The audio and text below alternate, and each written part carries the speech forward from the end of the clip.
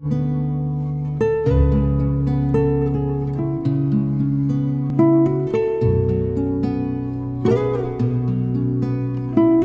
now come to that part of the program you've all been waiting for. You will be watching a musical called Jonathan. Now, some of you might recognize this name as belonging to a more famous person, who was the best friend of a more famous person, David. You know, David of the Goliath slaying fame, the boy who slung a single pebble at a Philistine giant and brought him down with one blow. It is recorded that when the son of Israel's first king, King Saul, Jonathan, saw David, his soul was knit to that of David's, and he loved him as his own brother. This musical explores this man, Jonathan. What manner of man was he to have been the best friend of the man after God's own heart? What manner of man was he to have been content to play second fiddle to his father and his best friend, and to do it at his best?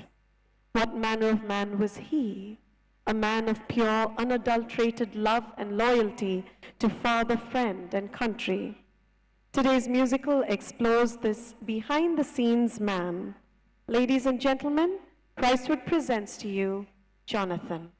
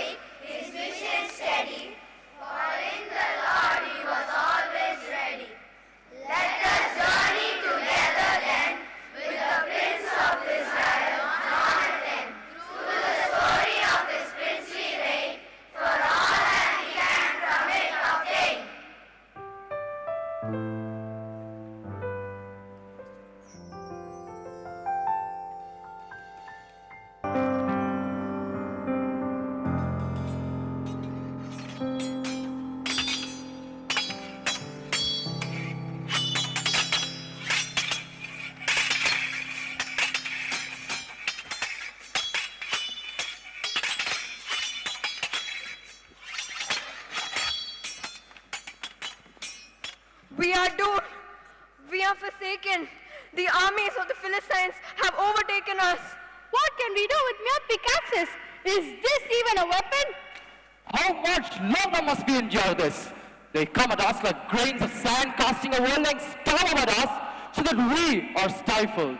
The number does not matter, Father, when the Lord is on our side. How could I know if the Lord is on our side? The Philistines are coming down against us, and I yet have to seek his favor.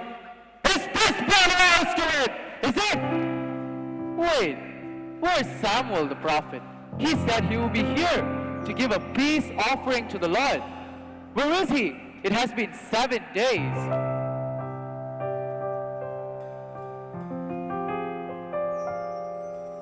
"7 days of suffering, a humiliating defeat, running wild, running scared, from the Philistines at our heels, not a weapon amongst our men, not one with courage to defend.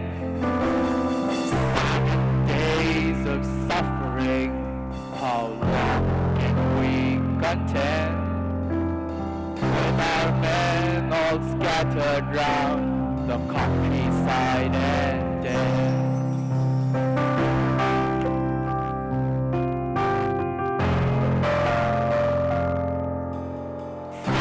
Days of suffering, we have nothing to eat, hiding here, hiding there, with no hope inside to see, not a weapon amongst us men.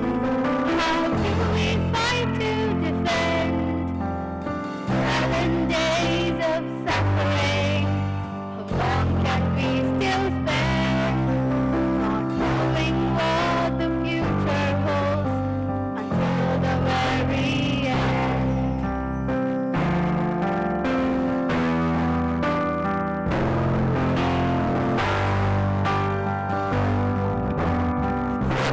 Days of suffering, a reminder from the Lord of who we are. As we would run up amongst our men, not a single one can we mend. 7 days of suffering, but the Lord will us defend. Then victory, oh sweet victory, will be all ours in the end. Jonathan, my son, you are a dreamer. Can't you see that we have been abandoned? The man of God is late. How much longer must we wait? Your Majesty, King Saul, why don't you give the peace offering? For you are surely anointed by God himself. No, Father, what foolishness is this? Let us wait for Samuel the prophet a little longer. Surely waiting for him is best. This is the Lord's timing. Let us not offer up sacrifice, Father. This is not the Lord's will. The Lord's will? No, son. What's not the Lord's will is for us to get into battle without his blessings. And by the delay of the prophet, you're doing nothing right now, but wasting time. And I refuse to wait for the Philistines to close upon us without knowing that we can win. Go, get ready the altar and the burnt offering of sacrifices to the Almighty God.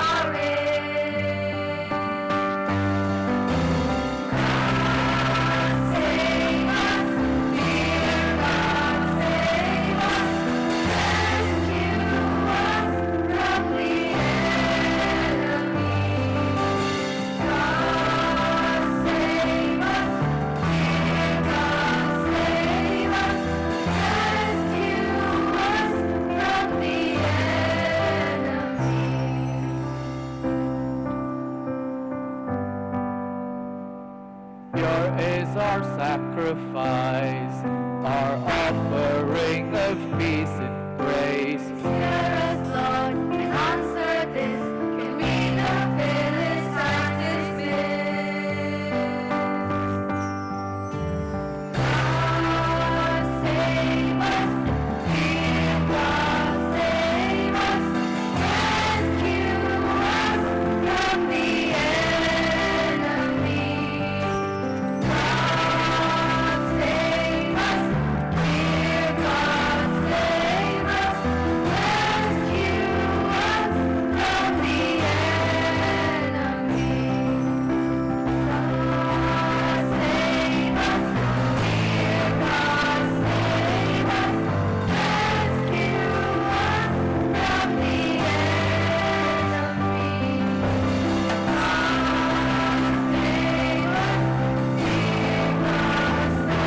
us, rescue us from the What have you done, Saul? What have you done? You know the authority to offer up sacrifices does not lie with you. Samuel, man of God, you are late. How much longer could we wait? You were to wait as long as it was to take. For your time is not God's time. I ask you again, what have you done?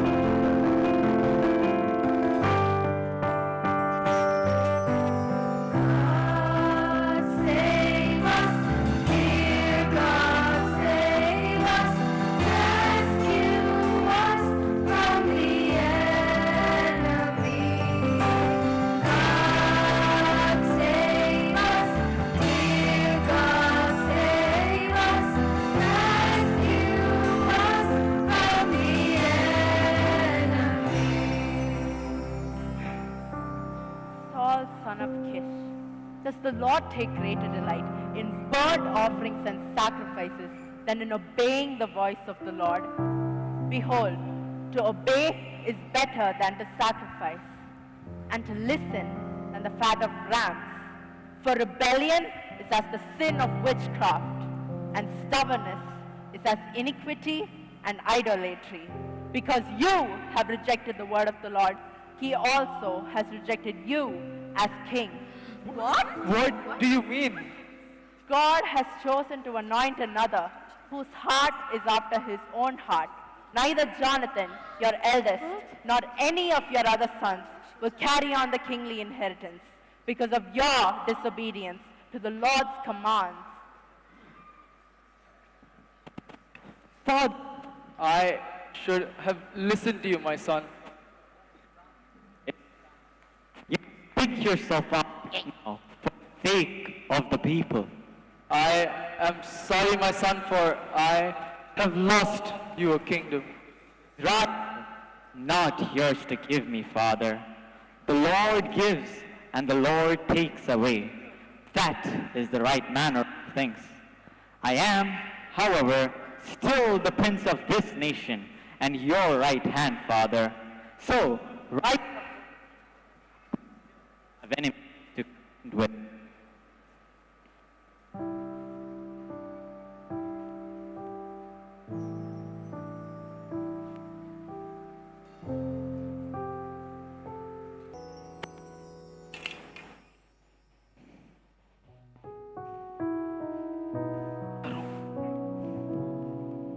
How are you feeling about this, my prince? About what, Tathan? Well, you know, about not being next in line for the throne and all that. What Father did today was sheer disobedience to the will of God. I could think of many things that's worse than the punishment of royal disinheritance. Besides, after Father's time, we are practically back to where we've always been, a family clan in the tribe of Benjamin. But what could be worse than losing an elevated status such as this? The Lord could have turned his face away from the people of Israel. Can you imagine what that would have been like? Our nation, our people, without our God. But his mercy, it endures forever. He has chosen to anoint another instead, a man after his own heart. I wonder what manner of man he might be. What manner of man are you, this man after God's own heart? What manner of man are you, the one to play the King's part? I want to know, are you the one who lead Israel to victory? Are you the one through whom all Israel will be saved? What manner of man are you, this man after God's own heart?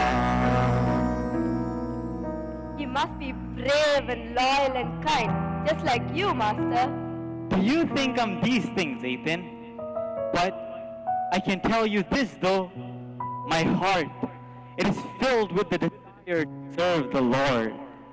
I can feel it in my very bones, within my inmost being. He's just waiting for someone to tell, here I am, Lord, here I am.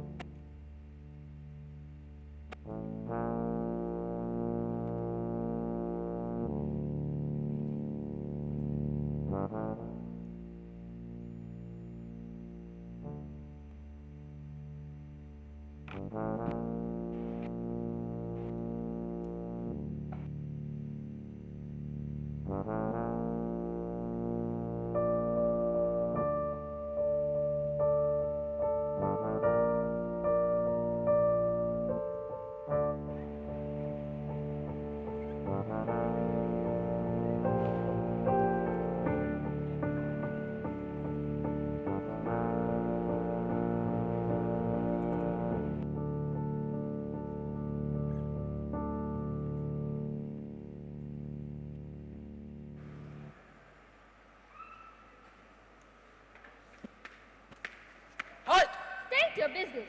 I have a report for the general, the Hebrews. Well, what's the report, soldier? The Hebrews are scattered all over the place. They've burrowed into the vast terrain and are rather difficult to find. Let them be. When they are starved, they will come out like the rats they are. And when they do, we will be waiting for them.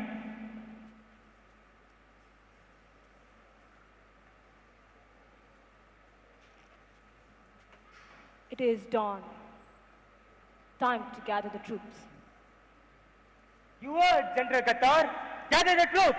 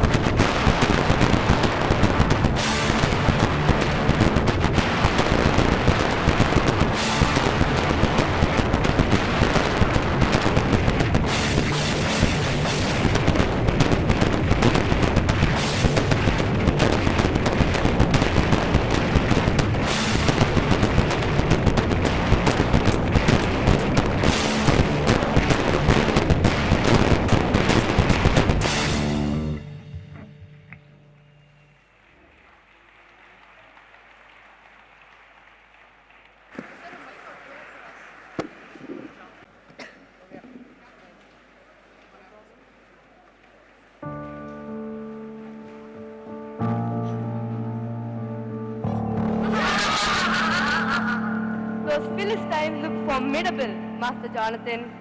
Outward appearances can be deceptive, Ethan. King Saul does not know we are here, does he? Maybe we should go back before he notices that you're missing. You're making me sound like a child who has ran far away from home, Ethan. Or are you just scared? Scared? Me? No. But you are a prince, and this is not where you should be.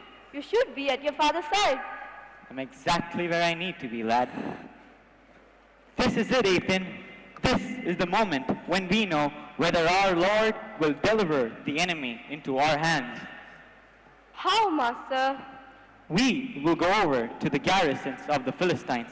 The Lord will do the rest, for nothing can keep the Lord from saving, with many or with few. Do whatever is in your heart to do, Master Jonathan. I will be with you. That's good, Ethan. So, here's the plan. We will show ourselves to them, and if they say, "Wait, we'll come to you," then we will stay still. However, if they say, "Come up to us," then we shall go on to them, knowing that the Lord has delivered them into the hands of Israel. This will be the sign. Are you ready?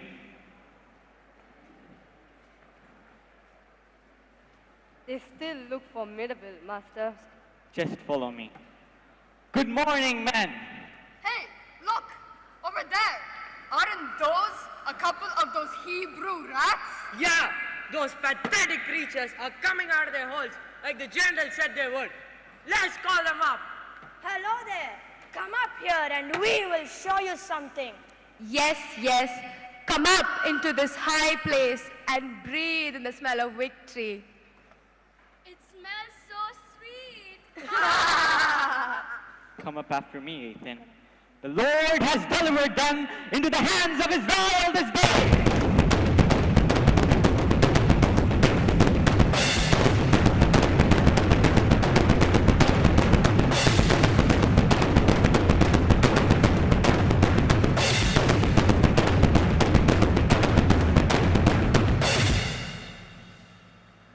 Jonathan climbed with his armor bearer near. On hands and knees they struck down with spears. 20 men fell on that half-acre ground. Trembling spread and the earth shook all around.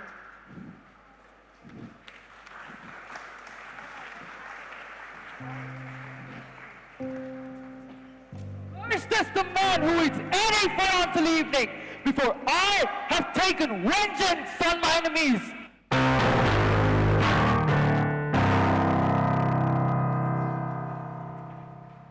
Confusion spread in the Philistine camp.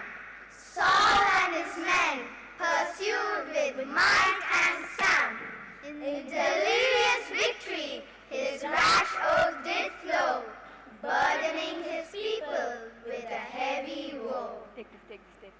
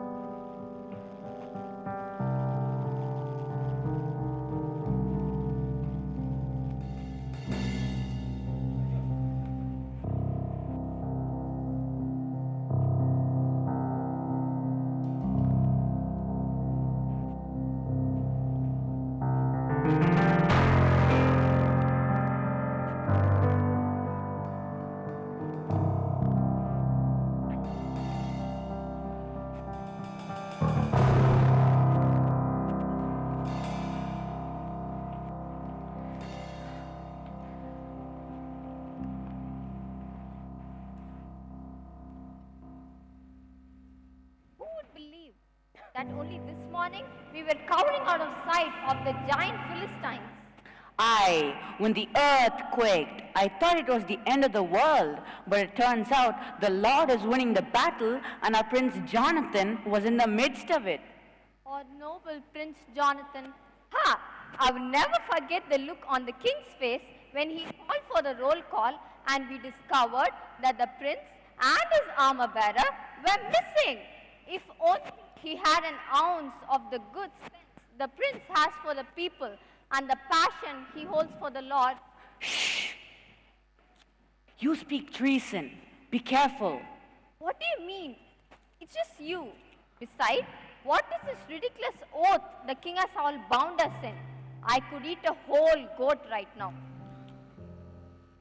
My prince, don't! Your Highness, your father, the king, strictly forbade anyone from touching food until the enemy was defeated. What? Is this true? But look how much I've brightened up since I've had a little of that honey. Surely we would have defeated the Philistines faster if we had some food in us. It is not our place to say, your Highness.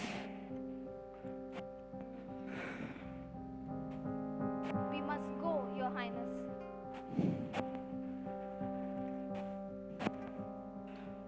Father, oh Father, your impulsive and rash decisions are putting the people in a coil.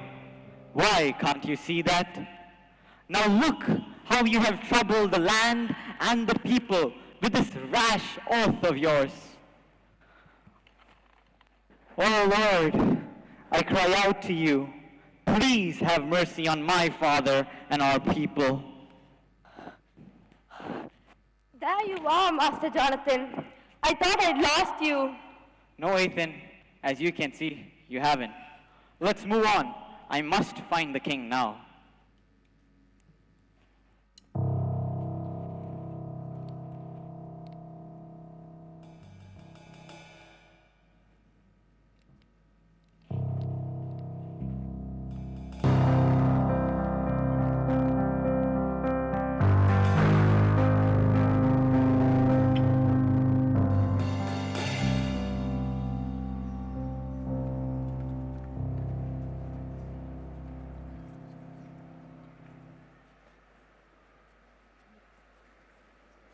I have asked the Lord if we must continue to pursue the Philistines and if he will give us the victory. But I have not received an answer. I suspect treachery! Who has broken the oath? I say again, whoever it might be, they will not be spared, even if it be my own son. Well then, let's cast lots. You, Israel, will stand on that side.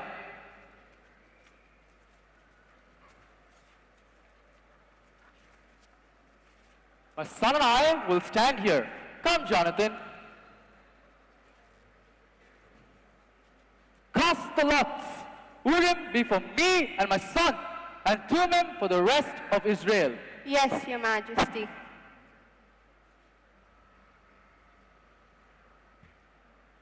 You and your son Jonathan have been chosen. It is Urim. Cast the lots between Jonathan and me. Thummim for Jonathan. It is Thummim. What have you done, Jonathan? It was before I heard your decree, my king. I tasted some honey.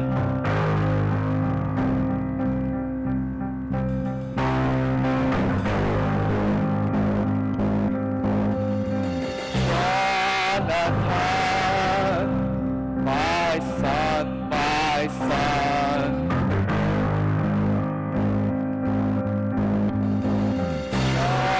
Jonathan, what have you done?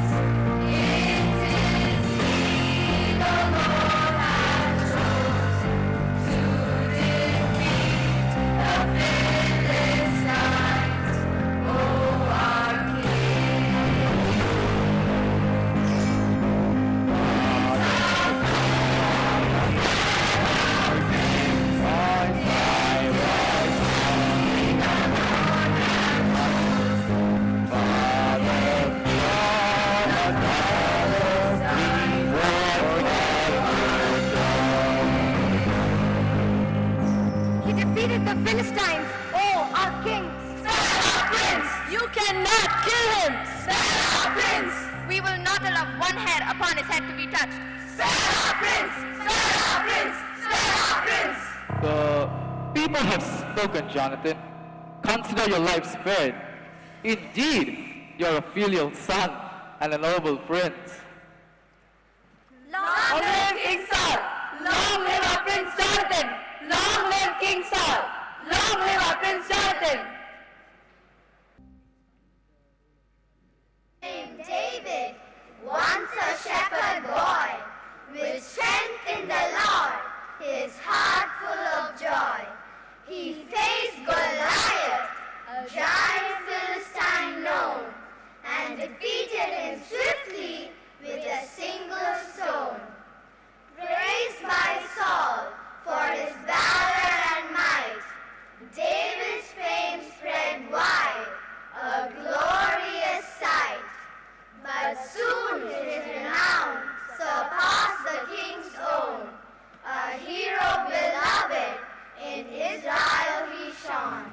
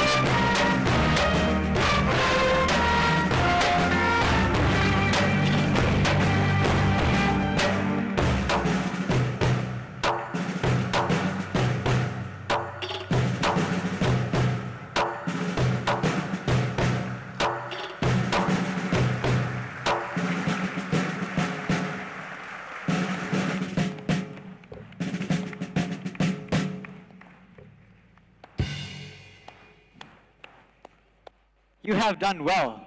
You may leave us now.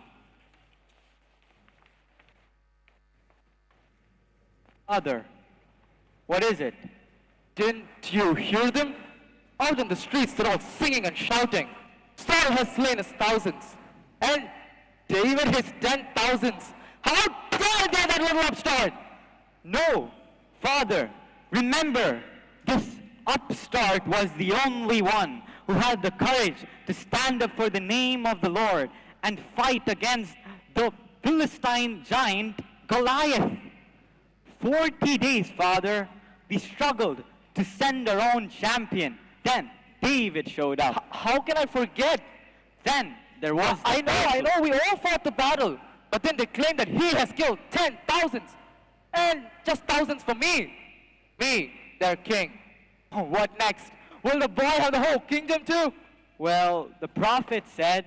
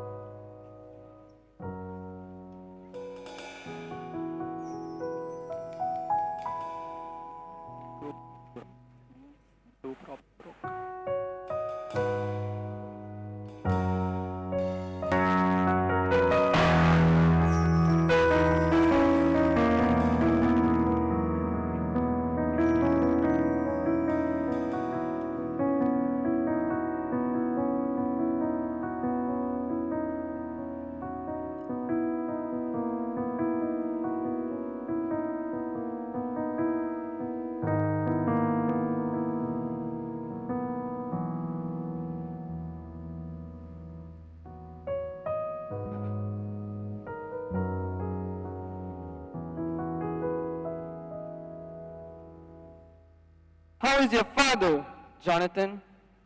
He appears to be upset about something. I wouldn't mind him.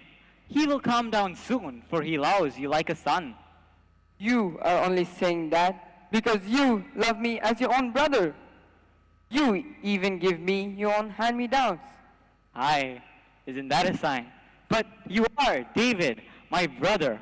And when you stood there, proud and defiant, the Lord's instrument of justice, neither boy nor man, I felt like I knew you.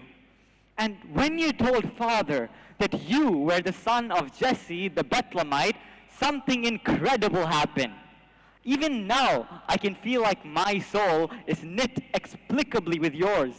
You are exaggerating, Jonathan. If there's one thing that I'm not good at, it's exaggerating. Trust you to have a flaw that is a virtue. But I believe that it is our faith that binds us together. Yes, that is absolutely it.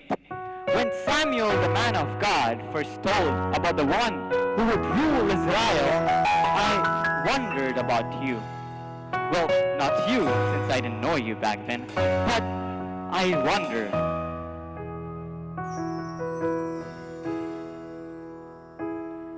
What manner of man are you? Is man after God's own heart? What manner of man are you? The one to play the king's part. And now I know you are the one who lead Israel to victory. You are the one who all Israel will the manner of man you are is one after God's own heart. I don't want to talk. Sometimes I wonder, what manner of man are you? This man true to God's own heart. What manner of man are you? So noble, brave, and true. And yes, I know you are the one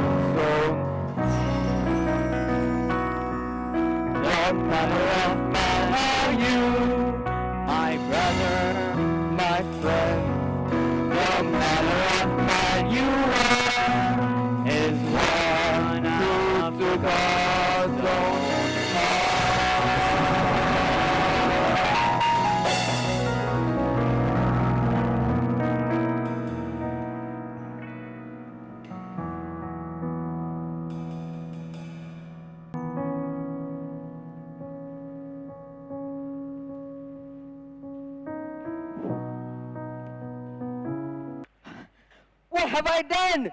David, what's the matter with you? I haven't seen you for ages, and now you look like you've been living in a hole. What happened to you?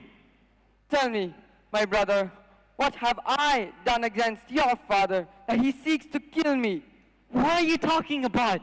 He would never make such a decision, either great or small, without telling me first. Wouldn't he? Saul knows that I am favored by his son. He has commanded the others not to inform you of his decision to kill me in case you are grieved by it. I assure you, as long as the Lord lives, there is just one step between me and death. Then tell me, David, what do you desire me to do? I will do it for you. Tomorrow is the new moon, and as his daughter's husband, I must be present at his table to eat with him. But allow me to hide until the third day. If your father ever misses me, tell him that I begged you for permission to go to Bethlehem for my yearly sacrifice with my family. If he merely says, very well, that is fine, then I am safe. But if he gets very angry, you can be sure that he means to get rid of me. I beg you, my brother, Jonathan, be kind to me. However, if I have done any evil against you or your father, kill me now. What are you doing, David? Wouldn't I tell you if my father had any evil intentions against you? But he does, Jonathan. Listen, how will I know if your father responds to you angrily? I will discover my father's intentions either tomorrow or the day after tomorrow. And then on the third day from tomorrow, hide behind this rock. I shall shoot 3 arrows towards that rock as though it is a target. Then I will send my armor bearer to collect them. If you hear me say, look, the arrows are on this side of you, then you can be sure that the Lord is still alive and you are safe. However, if I say, look, the arrows are beyond you, then you must go away, for the Lord is sending you away. But remember, David, this bond that we have in between me and you. Remember me and my household with kindness when the Lord cuts off all your enemies from the face of the earth. I will remember, dear brother.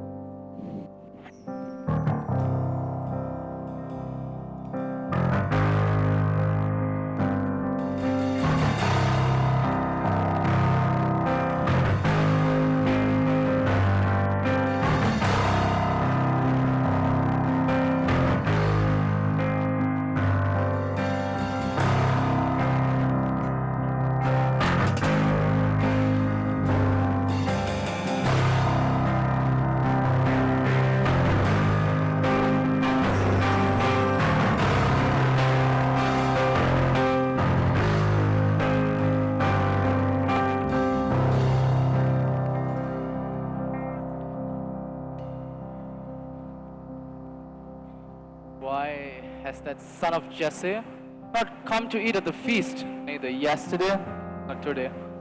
David asked permission from me to go to his family home for the feast. His elder brother commanded him to do so. You son of a rebellious woman! You think I not know that you have chosen the son of Jesse over your father? Do you not understand that the son of Jesse does not die? You will never be the king, nor will any of the descendants of your family. Send for him. Go bring him at once, and I will see to it that he is killed. Why should he be dead? Isn't he just as you are? What has has he done? You! Why you?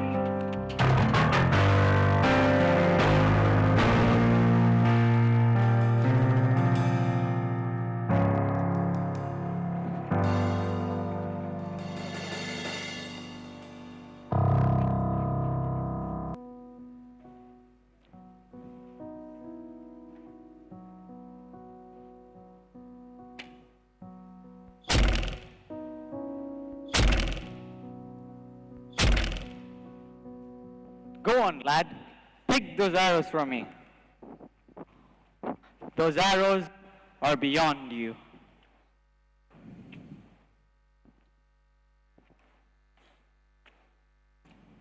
That was a nice shot, Master Jonathan, but you do not look too well. Are you still upset with your father? I am upset that my father cannot trust in the Lord or the Lord's anointed. He will surely pay the price for it, and I shall pay it with him. Here, take these to the palace. I want to be alone for some time. Yes, Your Highness.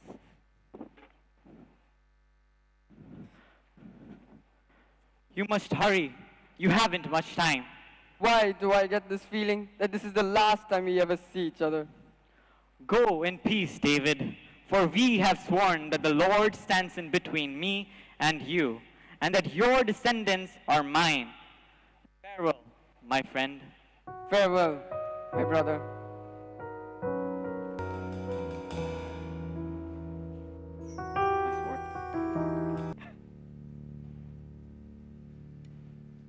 These Philistines are a menace.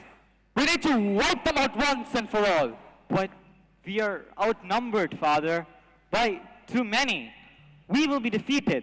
Where is your faith, Jonathan? Where is it now? Why do I get this feeling that our time has come to an end? I go with you, Master Jonathan. Aye, Ethan.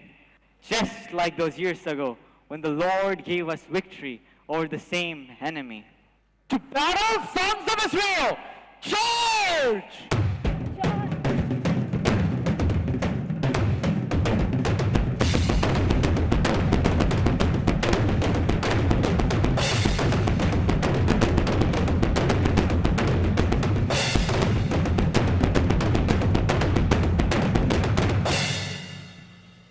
The Philistines fought.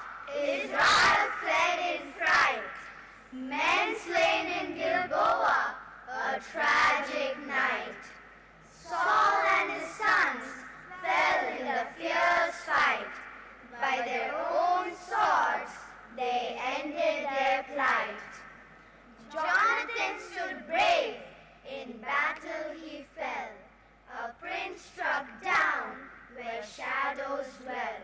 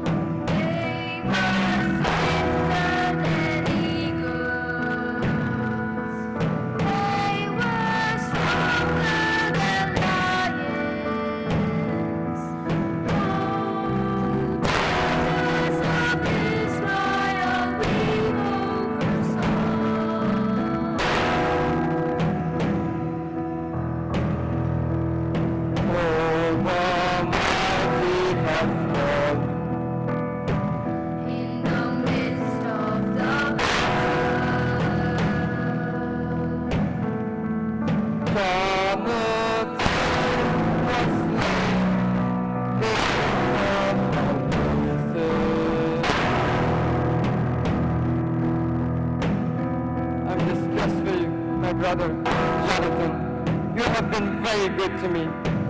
Your love towards me was wonderful.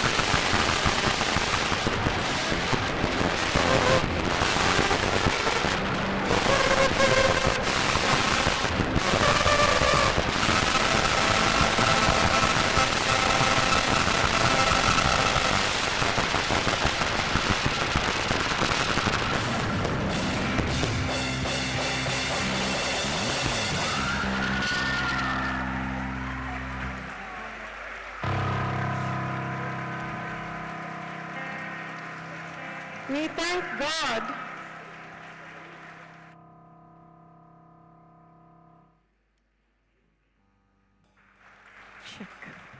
We thank God for this evening, this beautiful evening, and whatever you've all been a part of with us. We thank God that He put it in our hearts to write the script, to write the music, to have our own music arrangement, our own music band with our children and teachers. We thank God for all our young actors, singers, dancers, every single child who took part in this actively and so sincerely. We thank our backstage crew, our ushering crew, our makeup and costume crew, and the props crew, all of them made up of teachers and students alike. We thank all those who have been a part of this evening, who made the lights happen, the sound happen, all the extra fittings on our stage happen, all our videography and photography. We thank God for all of them.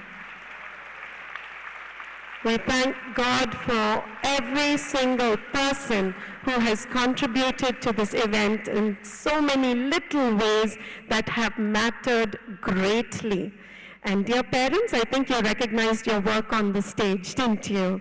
Right? Thank you so much for cooperating with us. Where the costumes were concerned, you can proudly say, hey, I got that one made. Thank you so much.